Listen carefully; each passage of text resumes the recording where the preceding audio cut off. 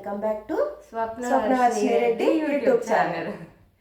Happy birthday నమ్మా. Thank you. Happy తల్లి happy birthday ఇవాళ. మా అమ్మ పుట్టినరోజు ఇవాళ. మా అమ్మ పుట్టినరోజు పెద్దదైపోయింది. నువ్వెంత పెద్దదానివైనా నా చిత్తల్లి నాకు కావాలి. చిత్తల్లే నాకు కావాలి. ఇది పెద్దది అయిపోతుంటట నాకు చిన్ని అక్షయే కావాలి అనిపించింది. బంగారు తల్లి ఇది నాకు. బ్లెస్ చేయండి ఫ్రెండ్స్ మా అమ్మాయిని. హ్యాపీ బర్త్డే అమ్మా. God bless you.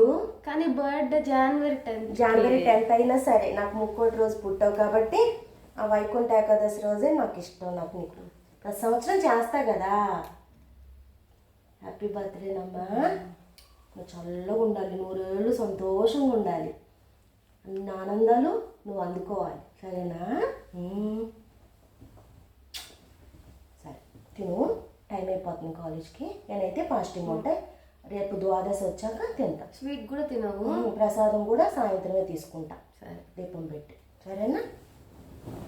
నువ్వేమన్నా చెప్తావా? చెప్పు చెప్పు. ఏం చెప్పు?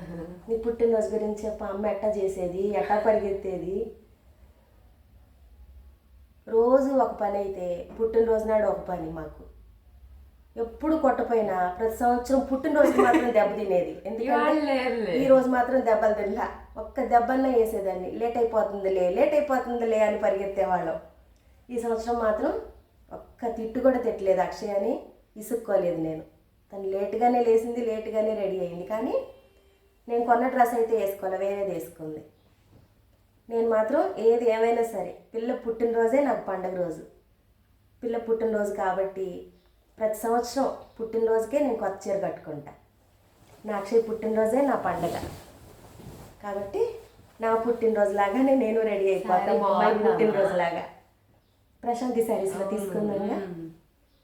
ఈ డ్రెస్ కూడా బాగుంది కానీ ఈవినింగ్ వేసుకోమన్నా, కానీ ఇప్పుడు కాలేజ్కి వెళ్ళాలని ఇదే వేసుకుంది. ఈవినింగ్ ఇంకో డ్రెస్ కాస్ట్లీ వేసుకుంటానమ్మా. ఇప్పుడైతే వెళ్ళిపోతాంగా కాలేజ్ కానీ ఇదే వేసుకుంది.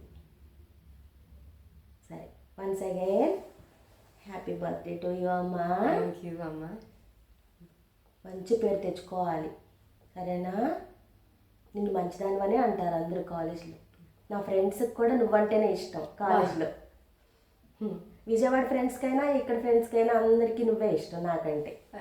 అక్షయ నిదానంగా చూసిద్ది, చక్కగా చదువుకుంటుంది, ఎవరి జోలికి వెళ్ళదు, కామ్ గోయింగ్ అంటారు. మంచి పేరు ఉంది. అట్లాగే ఫాలో అయిపో. అమ్మ ఏమీ మార్చుకోవాలి, అన్నీ రెగ్యులర్ యూజ్గా పెట్టుకుంది. ఏది మార్చుకోవాలి కదా అమ్మ.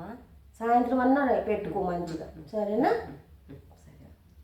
Please subscribe. మానద్దు. Please subscribe Swapnavarshini Reddy YouTube channel. Bye.